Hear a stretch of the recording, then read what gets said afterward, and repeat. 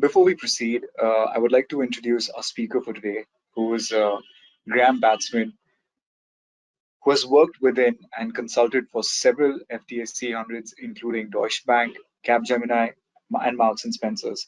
In the early part of his career, he investigated online scams related to eBay and PayPal. Graham has trained apprentices, militaries, law enforcement agencies, and many blue chip firms across 5 countries. His focus is technical detailed cyber defense to fight off attacks before they happen, instead of reacting to real time attacks. He believes in practicing what he preaches and loves experimenting with cutting edge defense methods and practices. And without any further delay, I would like to hand the session over to Graham. Many thanks, Shashil. Good morning, good afternoon, or good evening, depending where you are. That was my phrase from Capgemini from about 5 years ago.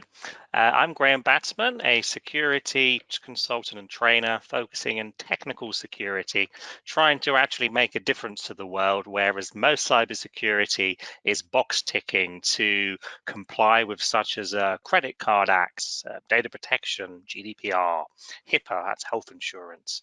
And today's talk is about encryption. Encryption is everywhere. Even without using the internet, there is encryption on your laptop. When you use your phone, you make a phone call, encryption comes along. When you have a banking application on your phone, the exact same happens. So it's truly everywhere, which is why I looked at talking about it. And why do I say it's an ally? We have the likewise of anti-ransomware, hashing, digital signatures, antivirus, firewalls, which does something, but having encryption there can sometimes stop data leaks if someone steals your data or if you're penetrated. So without further ado, I'll start with introducing myself. This is me on the left-hand side. Normally, I would ask a class, a live session physically, how old I was. I was 18 at the time, which I'll come back to in a bit. The picture on the right-hand side was taken, I think, in July or August 2015 in Belarus, somewhat past Uman, which is outside of Kiev. It's in a Soviet missile silo, and pressing the button as I am there would have sent a nuclear missile to the UK or America in X minutes time. That place is decommissioned now because Ukraine has no nuclear missiles. So about myself, just check the sounds on, it is. I started off at school or college. This is a very kind of open introduction to how I started in security. I wouldn't give this as a job interview likely. My grades at school were pretty much C's. I got like a B and a D in English, so it was an overall fail. So I resat that at college a year or two later. And my C's were in maths, I think religious studies, science, electronics. The things I was good at was the technical topics. Things like religious studies, history of Spanish, I think was a D or an E, though the highest in our class was something similar to that. I was also good at actually doing things. So being a bit naughty, getting hold of magnesium from school and burning it, getting butane gas, buying powdered citric acid and burning it to take some crazy acidic concoction. Never great at the theoretical topics. So I finished off at school, pretty much all C's, though some are a lot worse than that. And I went to college because in those days, IT A-levels wasn't very common. We're talking around 2002 at the time. So I went to college and I did a hardware, software, and programming. It was Pascal, which is a really old, useless language. Did that for 2 years, and the same thing happened. I was the best of 2 classes at practical, but I was told I was the worst at theory, though. That's changed now. My theoretical brain is reasonably good. I finished off college with a high pass, not even a merit or distinction, and I was thinking of dropping out, but my father pushed me along. I finished off at college, went to Marks and Spencers, which is or was based in Stockley Park, which is near London Heathrow Airport. For 2 years, I was a IT security administrator, doing email filters, website filters, antivirus, stuck emails, access control, Active Directory, Exchange, mainframes, all sorts of things. Nothing vastly security, but to some extent it was security and administration in the early days before we had the word cybersecurity. While I was there, I was always interested in travel. Even before this, I went to South Africa, went to various bits of Europe, often by myself. And I thought, let's do a fake university gap year. Instead of going to volunteer in some country, let's go and get a job. So the idea firstly was let's volunteer in Ghana, but I thought it's not really doing very much. Let's get a job. And the idea of India came along. Why? Because M&S and many others have many outsourcing companies, both UK and Indian staff. So I thought, let's go to India.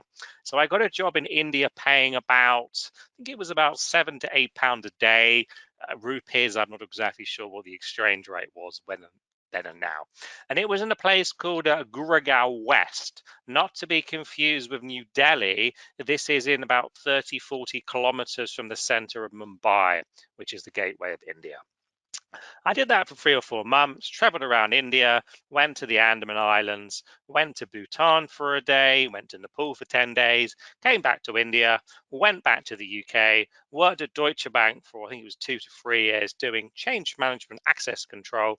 I was about the only person there that knew what I was doing because I found in my early days that people typically are hired because of friends and family, cronyism and nepotism.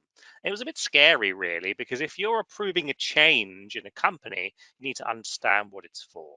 Finished off at Deutsche Bank, did a CH course, which is Certified Hacker, Certified Hacking Forensic Investigator, and a Security Plus course. Finished off traveling many times, and for 6 years I was doing my own businesses, which was around data security, something I might return to back fairly soon. It was backups, encryption, archiving, destruction of data, and we moved on to cloud services and security for high net worth individuals. If you have any oligarchs on the phone or boligarchs for India, please do shout and I can do very good home security for you. I finished off their own businesses, went to Capgemini for 2.5 years as a senior tech consultant, and was going into public and private companies, public sector as in government, and mostly just laughing. It was entertaining. I was seeing such ridiculous examples of security and people that didn't care, people that were so desperate they would change what I was saying. So if I gave you a penetration test report, a hacking report from outside, they would change the wording and change the score so it looked better than I gave it to them. That's how much people don't care about security. Finished off there, did all sorts of things there. Went to QA for 3 years, which is the largest training firm in the UK and Ireland. It has about 80% of FTSE 100, so I trained all sorts of companies, as well as military and law enforcement, sometimes abroad. After that, I finished that in 2020. I did 1.5 years abroad, partly training in the Middle East, and I've been traveling for 1.5 years now in about 10 different countries, probably finishing up in the UK maybe in the next few days, if we're lucky. Depends on how visas go, because the UK Home Office, as some of you may know, is not very good. Last two things, travel. I've done 65 countries, many obscure places, Belarus, Ukraine, Moldova, Transnistria, Albania, Philippines, India, Nepal. Many of these places I've driven the entire country in about 2 weeks, 65 places and counting. And writing, if you look at my website, which you can see at the bottom, datasecurityexpert.co.uk, I've written 100 plus articles, quoted in about 100 and something papers, and done radio and TV, including I think twice this year. That's me. So let's start. So for information security, which was a kind of buzzword before cybersecurity, the core of it is the following: CIA, not to be confused with a quote, which is your friend from Langley, which was taken from James Bond. There was a CIA spy who said this. CIA is normally Central Intelligence Agency, but for information security, it is confidentiality, integrity, availability. And encryption, which is what we're talking about mostly today, ticks these boxes. So what do the three words mean? Confidential means the information is available to you as the owner. So your laptop is only authorized to yourself. Or if we take your bank account, only you, not your girlfriend, boyfriend, wife, or partner, can't access the data. And it's also accessible to a few people in the bank which can access it with your permission. So that's confidential. It's your data only. Integrity means it hasn't changed. Imagine a crime scene and someone has found a handgun which killed someone in a homicide or murder in the UK, and there was a fingerprint on. Imagine if there was another fingerprint added afterwards. The evidence wouldn't be integral anymore. And availability, which I've crossed out, means it's uptime. You want something to be available. Your laptop needs to be available 99% of the time. The banking website needs to be available 99.99% of the time. And one example taken from TSB, which I think is Trusted Savings Bank, which had a well-known incident a few years ago in the UK. Allegedly, there was an update done on the banking back end on a Saturday or Sunday. And by Monday or Sunday, I don't use them personally, people couldn't access their bank accounts because this update broke everything. So that's availability gone. We'll come to authenticity in a bit. There were stories that by mistake, people could access other people's bank accounts. So your bank account isn't confidential anymore. If someone can see your bank account, it's no longer integral. So that's CIA. There's a second bit on the next page. So encryption, when we have confidentiality, we can encrypt a file or a hard drive, it's confidential. If we use hashing, which we'll come to, you can detect if something has changed in your data set. And availability has nothing to do with encryption.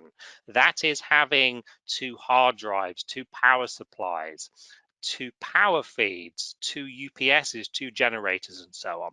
Authenticity is given when you have asymmetrical encryption. So you have an encryption key just for you, which isn't shared, called a private key, uses digital signatures, and that proves something is yours. So next one. I put this here because there's one bit about email encryption which touches on this. So this is another triad which isn't very well known. It's called the security, usability, and cost triad, though different people give it different terms, but it's mostly the same thing. So imagine we want to put some great encryption in. It costs £50,000. The cost has, of course, jumped up because you've spent money. The security is increased by 90%, though it's very difficult to quantify how the security really increased anyway. And by doing some really great security, maybe encryption or two-factor authentication, the usability of something is reduced. So the theory is, if security is really good, it costs something. But the usability or ease of use or speed has reduced down. Companies use it as an excuse not to actually do security. If the security goes up by 50% and it costs a little bit, it's ticks and boxes, but you're probably going to find it's easy to use, but the security isn't very good. When we come to email encryption, I will talk about that later. So those are two warm-up triads for you.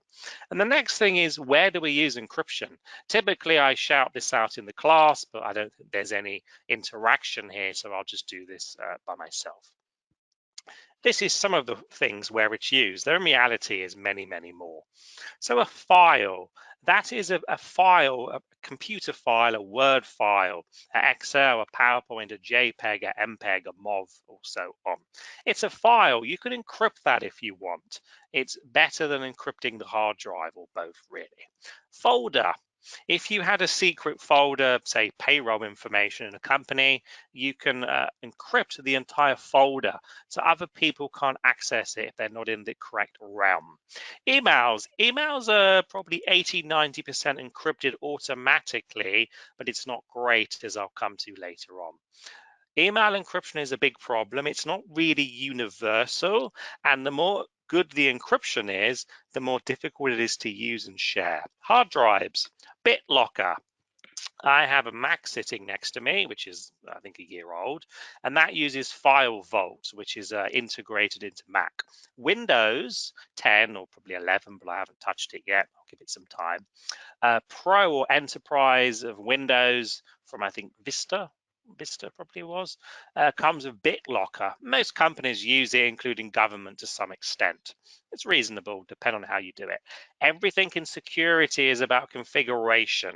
So just turning BitLocker encryption on for your hard drive, which puts a bubble around your hard drive. It means if someone steals the laptop while it's off, they can't get the data. In theory, there are ways of making it better. External hard drives. I have a backup hard drive in the UK with me for the MacBook, and I encrypt that. So if you steal my hard drive, you can't access the backups without a password of 15, 17 characters or so.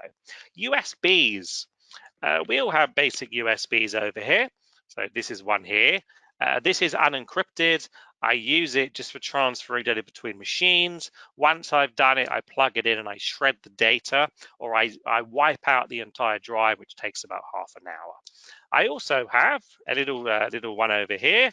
It doesn't look very different, actually. Hopefully it's still there and I haven't lost it. There it is. Little keep thing here, keep it in the wallet for certain backups. And that's tiny. I could easily lose that with the coins. That has encryption on. I encrypt the file on that and the drive. So if someone steals it, they have to break 2 layers of encryption, which isn't really going to happen.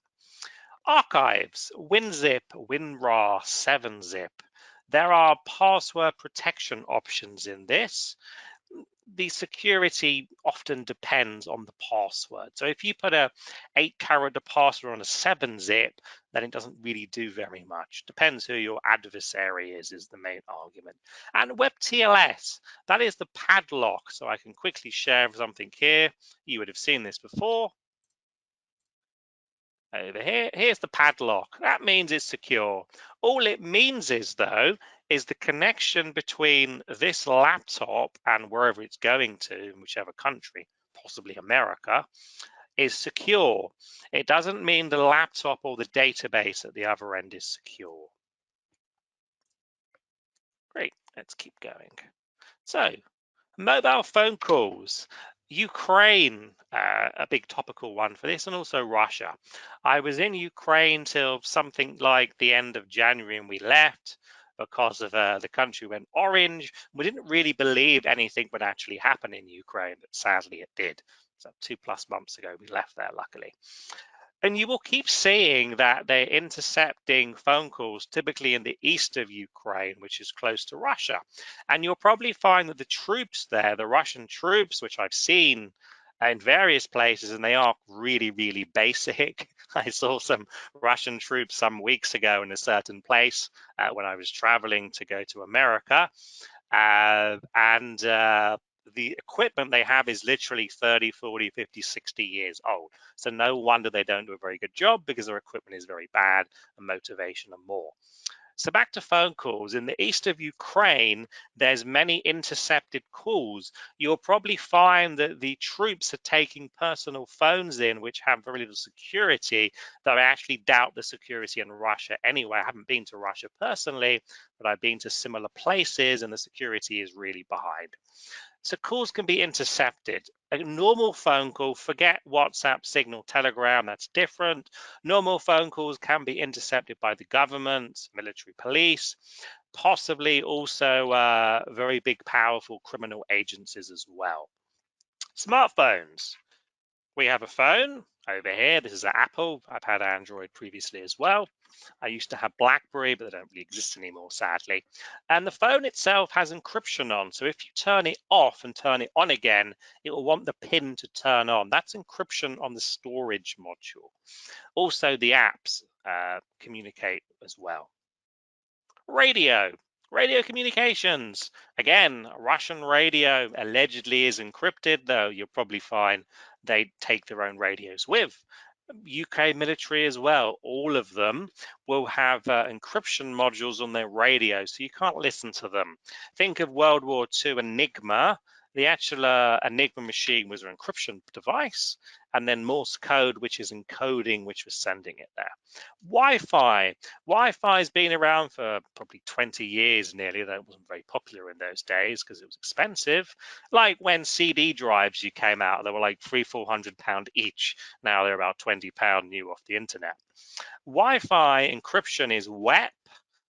wired equivalence privacy, WPA, 2, 3, and all of these have different forms of encryption. So that's encrypting the traffic between your laptop, phone, tablet to the access point, which is a few meters over there. IoT, Internet of Things. The cameras you have at home, the Alexa, is sending data, also probably over Wi-Fi, but once it sends it to the control network at Amazon or Microsoft, depending on what it is, it will use encryption also, or lack of encryption. And many more examples I could give you. If you wanted to, you could create an encrypted letter and post it to someone, but it's a little bit fiddly to do. And here we have a picture of a standard USB stick. This USB stick is £4. That can break your company. If someone puts interesting information there and leaves it outside on the train, then that can cause your company a big problem, or government as well. The UK used to do it all the time, but they've got a bit better these days. So what does encryption do? Here we have a postcard on the left, or probably French actually, carte postale. Yeah, Paris it mentions at the bottom. That postcard as is, this is what a UK minister said once, in emails as a private as a postcard, which is sometimes true. Probably 10, 20% of emails aren't actually encrypted if you look at stats.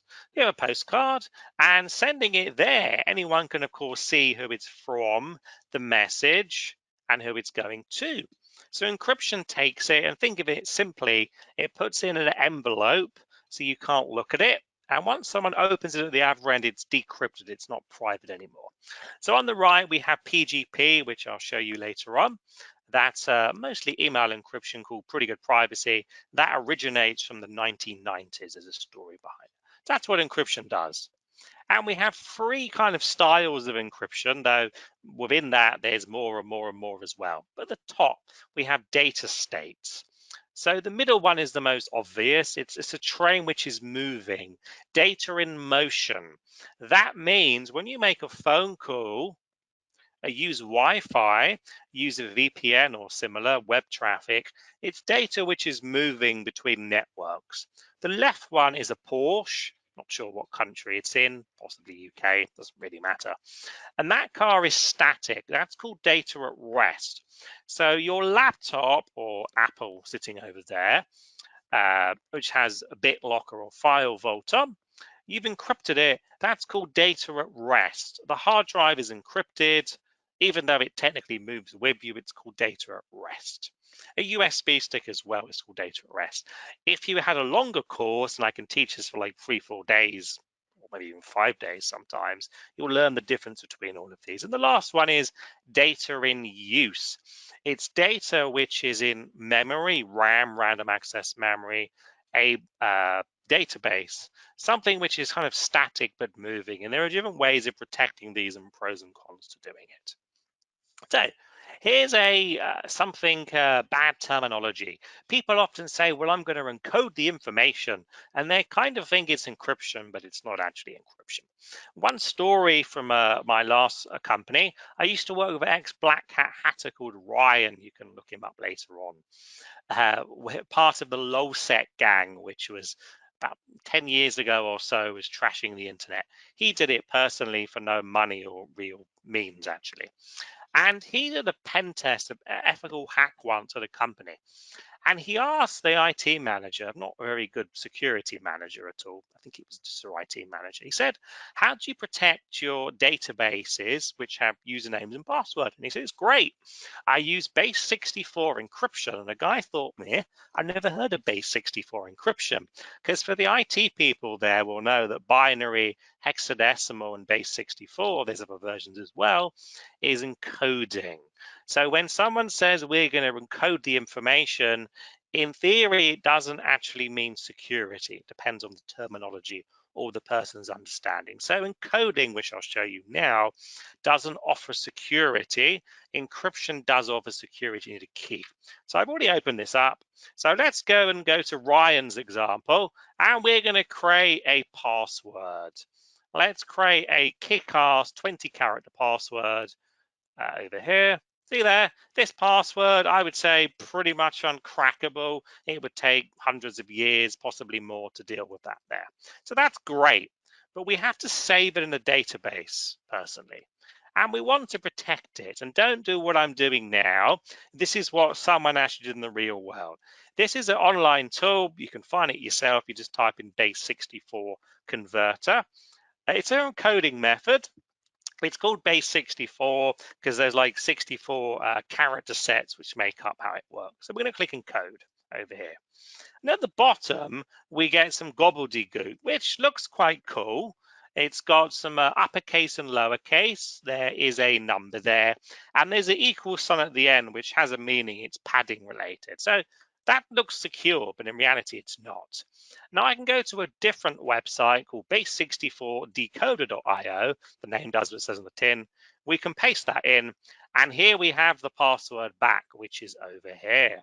So don't make the mistake of thinking coding and encryption is the same thing. Some people use it interchangeably, but technically it's vastly different. Use hashing rather than encryption. We'll come to that later on. So I can close that now. Actually, no, I'm going to keep that open there. Great, we have half an hour left. We're doing okay. That's a difference. Encoding is a way of kind of converting English to French or French to German, whereas encryption is like a very, very specific dialogue which only maybe one or two people can speak. Encryption is like encoding, but it adds security and it needs an encryption key, password, or passphrase. So what I just did, I created a great password, and I then encoded it and decoded it using off-the-shelf tools to prove encoding by itself doesn't do anything. Morse code is an example. World War II Enigma from the Germans and others was using encryption, but Morse code by itself just translates an alphabetical character to some dars and dits, which is like a little dot or a long line.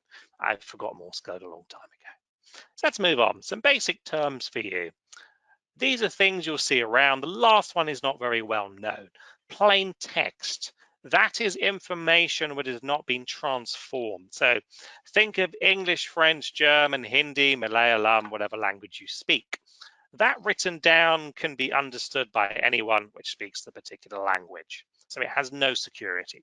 We take an algorithm. It's kind of like maths. So we take AES, free DES, ideal, Camellia, RSA, and so on. That's algorithm. That's something which is being made for us by some clever boffin who's good at maths. And then we have a key. That is the secret. The plain text is, of course, private, but it's readable as its current form. The algorithm is 99% of the time or more is off the shelf. If you know what the algorithm is, you can get the maths from the internet. The key is what locks something. So that's the password, the passphrase. A passphrase, if you don't know, is like 5 words. The cat sat on the mat. Now, that's not very secure because everyone knows that. Or a key, which we'll show you later on. And ciphertext, check the spelling out. CYPHER. Weirdly, the UK government in adverts spells it SIPHER, which is the American spelling. In India, I'm not quite sure. Potentially you do CY, possibly British English. I'm not really sure. Depends where you are, of course. And the last thing is this guy, the Kirchhoff principle. He was I think, German, Dutch, or French guy. Remember, the borders 100 and something years ago used to move a lot, though even they do recently move the last 15 years around the Soviet Union or ex-Soviet Union. This guy, who was I think a mathematician or a diplomat, I think he was in mathematician, I think he was in Holland or we should say Netherlands, I get told off occasionally. He invented the Kirchhoff principle, which is very simple.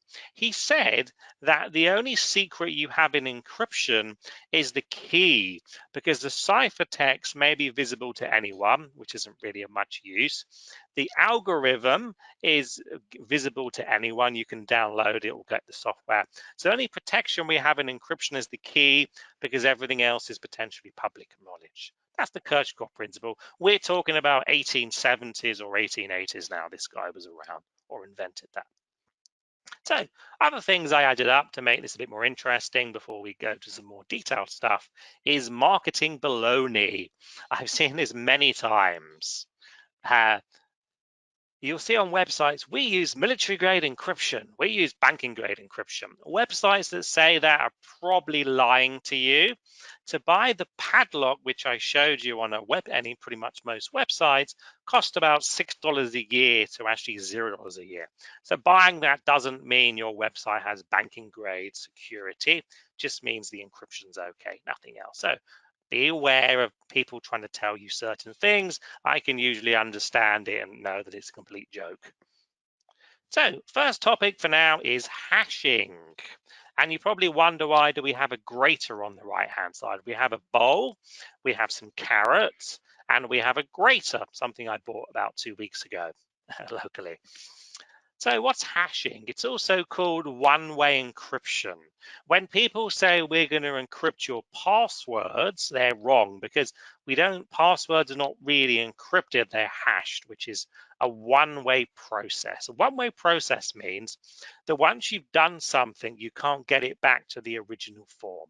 So let's take a carrot. I've probably got one in the kitchen over there.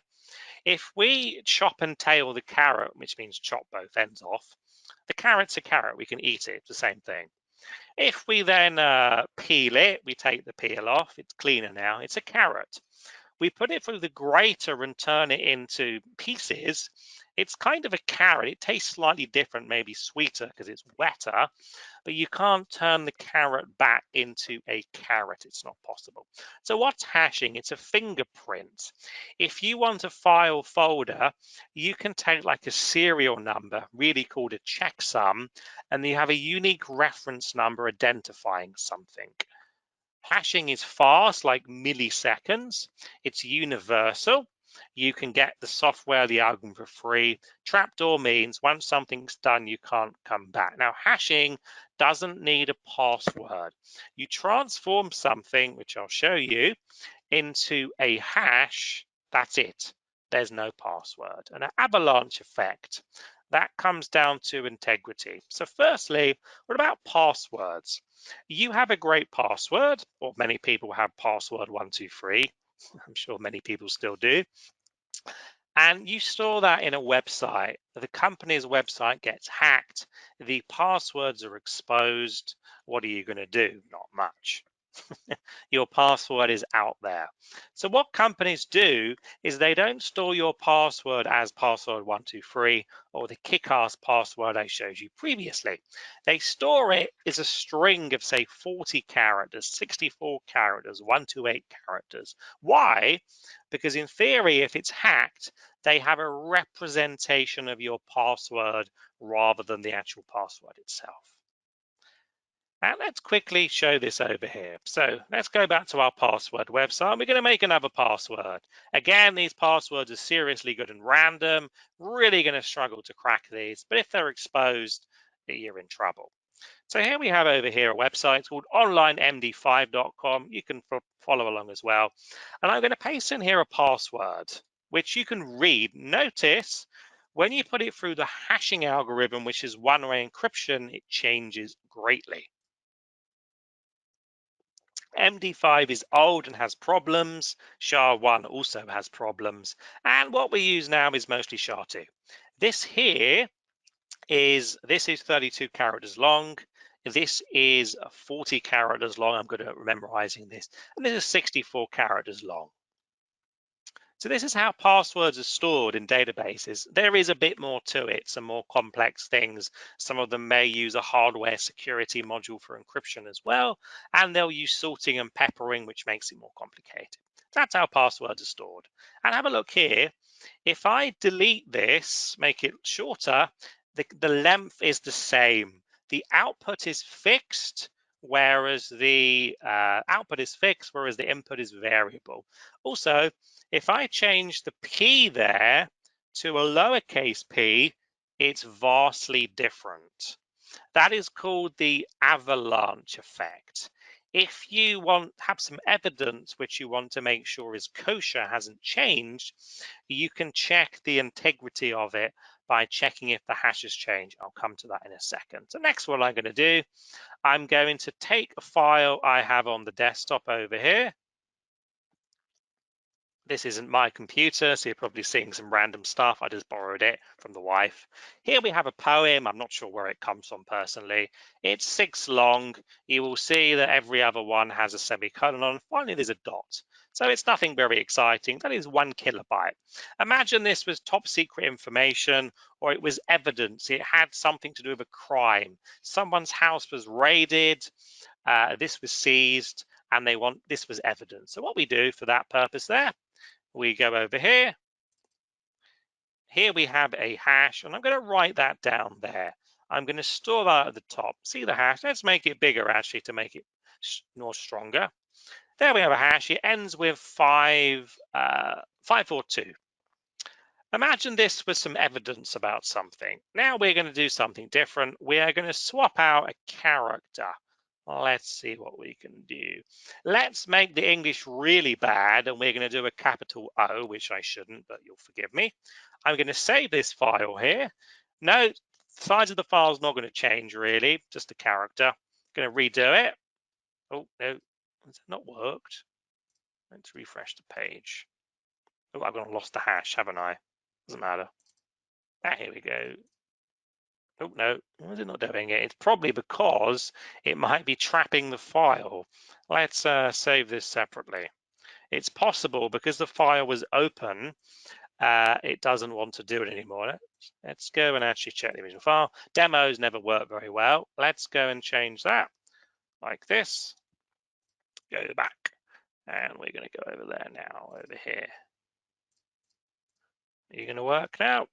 Give it the file. No, let's just refresh the page.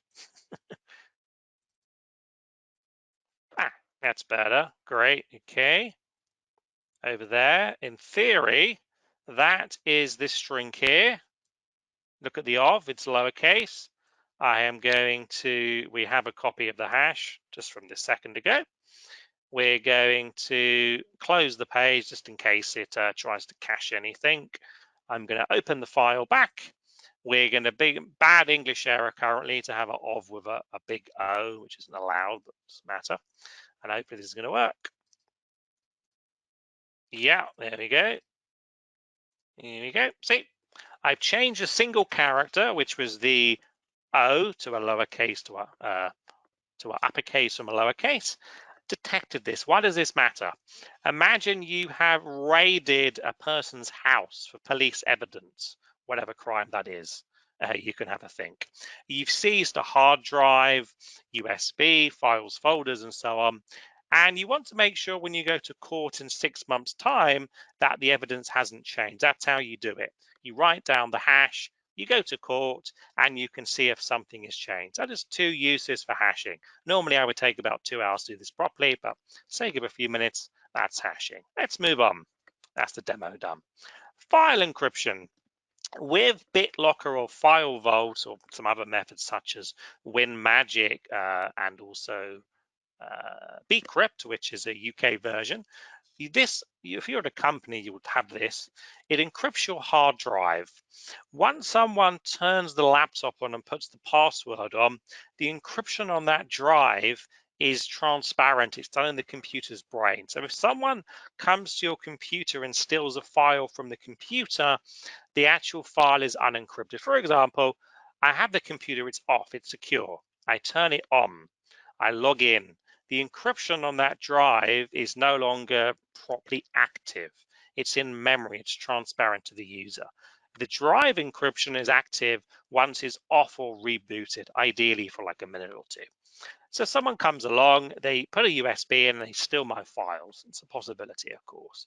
The file's not encrypted. So what I can do, I can encrypt my files one by one, which I'll demonstrate to you in a second. It means that if someone steals the file from the computer on purpose or not, hacking, someone does a USB, email the wrong file. If the file is properly encrypted, as I'll show you, the file is useless.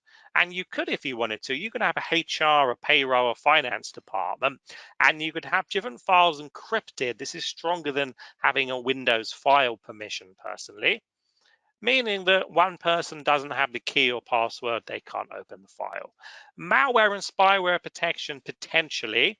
If malware uploaded the files and you had a hardware key, so your actual encryption key for the file was physical, then they couldn't open them.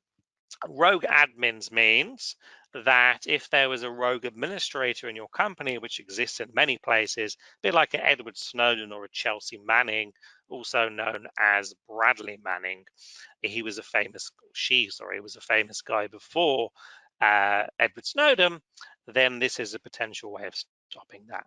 And once a file is encrypted, as I'll show you, it means that even if you emailed it out to the wrong person, then you couldn't see anything. So for this demo, I am going to take the existing file. I'm going to change it back to OV just so you don't get annoyed with my English. And here we have a top secret poem. It's not secret. I found it off of the internet. We're going to go back to the website and we're going to create a new password. Here's a great password. This is perfectly acceptable to secure a file. And I have here a website, vmola.com.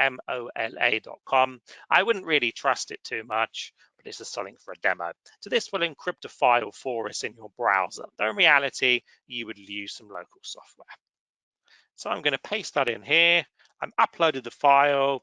Again, wouldn't really trust this, but it's good enough for the demo personally. And I'm going to say, please encrypt it with the password, which is over here. Great password. We're going to leave the default 256-bit CBC. It's good enough. You can make it a bit better, but it doesn't really matter. And I'm going to press encrypt over here. And now, if we open up, here we go. Where are we at? Wrong one. Sorry. Desktop. Gotcha. That is the original file, which is called plain text. And now I introduce ciphertext. See here? That information is complete trash. 20-character password. I'm not sure if I fully trust the website. You could send this to someone, and there's very, very, very low chance that they could do something. But that's file encryption. Normally, you would be using a commercial tool. One I'll show you in a sec, though it's actually free. One thing, there's also ASCrypt.net you could look into. There's AXCrypt, which I've used previously. So that is file encryption for you. We've only got, I think, about a few minutes left before questions. So the last thing I'm going to talk at now is email encryption. Again, this could be a 2, 3, 4, 5-day course with greater detail and demos, but we just have an hour today. So emails. Emails were born probably in the 90s or probably even before that. And of course, still fairly popular. Even with social media, they're still used a fair amount. So why do we encrypt emails? Interception. Imagine you're at an airport. The Wi-Fi there is typically unencrypted. That's any country, not just certain areas. Your traffic is not always encrypted, so someone could possibly intercept the email. I remember my late friend's father did this. He was a chartered accountant in the UK. He sent an email to the wrong person, confidential data. Too late, it was already leaked. Monitoring schemes. Maybe your company is monitoring your emails, though. Maybe don't go against them. The government is monitoring you depending on where you are. Problem with email encryption is it's fiddly. As it gets more technical and strong, it's more hard to do. Email encryption isn't really universal. There is PGP, which I'll show you in a sec, but it's still not used by everyone. The stronger the email encryption, the more complex it is. The weaker is a compromise. So you'll see things such as egress, egress switch. It's a product. It's certified, I think, to official sensitive. In my view, this product and others is not great. When something is easy to use for everyone, it means it's not incredibly secure. So I'm going to show you just one example because we're low on time, and that is WinPGP. Open it now, Cleopatra. I just installed this now fresh for you. This is a product called PGP. It was founded probably in the 90s by a guy called Phil Zimmerman, who wasn't liked by the American government at the time. This is an open source version. When he created it some years ago, it was created by him. He exported it to the UK, which was illegal at the time because encryption in those days was deemed as kind of like a weapon, especially in France. And in recent years, probably 5 to 10 years ago, the product was sold to Symantec, called PGP. Though Symantec these days is actually called Broadcom. So what I'm going to do very quickly, I'm going to create a encryption key. I'm just going to make this up. I don't have a domain name called Graeme. This is creating me a public and private encryption key. And it's going to ask me, well, that was easy. Great. There we have the encryption key. And I'm going to export this for you just so you can see what it looks like. And this is going to be the public key. It's a public and private key. One of them, of course, is public, and the private key is what you keep yourself. So this is my encryption key. Well, this is used by the person at the opposite end. This is a complicated concept to understand. And let's have a look at exporting the private key, which is over here. Now, the private key is something that you wouldn't share. So over here, here we go. There you go. I could make it bigger than that, but that is what an encryption key looks like. It's a way of sending emails encrypted between different people. So a quick demo. I mentioned let's do kind of email encryption, which is a bit difficult because I'm by myself. So I'm going to take the original poem here and I'm going to encrypt it this time. I'm going to say encrypt here. And now this time I am going to encrypt it using your encryption key. So it will take my public encryption key, which is public knowledge, and it will lock it to that. Meaning, if this was actually someone else's, encryption key, there were two people, I could encrypt it and they could decrypt it. If I don't have their private key, which is the opposite of the key you decrypt, it doesn't work. So I'm going to press encrypt over here. And where are you? We can't see you. I think that's it there. That's it there. That file there. See, it's giving us a warning about something because I didn't sign the file. And let's try opening in that file now. Here we go. That's that. That's email encryption. What you would do, you would have two people. They would send me the public key. It's public information as the name goes. I would encrypt the file to them, send it back, and only they can unlock it. Again, this is a concept that takes about a few hours to explain properly. But that's one way of email encryption. There's many others. So takes us to the last slide. I think we've got about 10 minutes left. I'll thank you for your time. Any questions, feel free to email me at the top. My personal website, which has been around since about 10 years now. I think it was registered in 2012 at some time. And I have a commercial site. I don't do too much with it because I might be going back into full-time employment soon. And if anyone wants to say hi, there is my Skype number. So thanks very much, everyone.